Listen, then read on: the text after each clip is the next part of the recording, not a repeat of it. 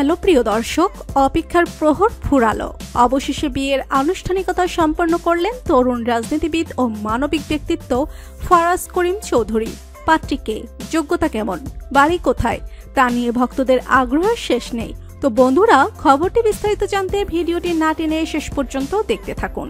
আর আপনি যদি আমাদের চ্যানেলে নতুন হয়ে থাকেন তাহলে এখনই ভিডিওটিতে একটি লাইক দিন এবং চ্যানেলটি সাবস্ক্রাইব করুন, কেননা বিনোদন জগতের সব খবর এখানেই রয়েছে। শুক্রবার 23 ফেব্রুয়ারি বিয়ের আনুষ্ঠানিকতা সম্পন্ন করে সন্ধ্যায় ফেসবুকে বিষয়টি জানান ফারাজ।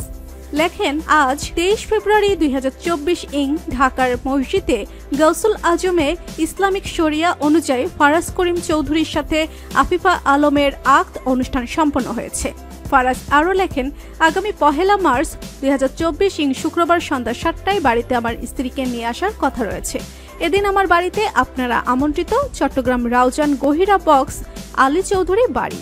বিয়ের এমন আবেগঘন পোস্ট আর বউ ভাতের নিমন্ত্রণ জানিয়ে বিয়ের একটি ছবিও শেয়ার করেছেন ফারাজ।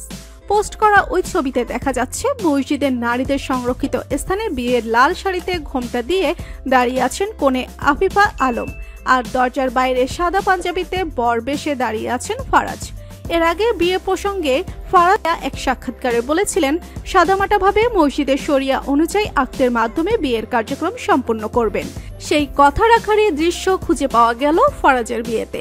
পাত্রী আফিফা আলম 1998 সালের 26 ডিসেম্বর রংপুরের মিঠাপুকুরে জন্মগ্রহণ করেন।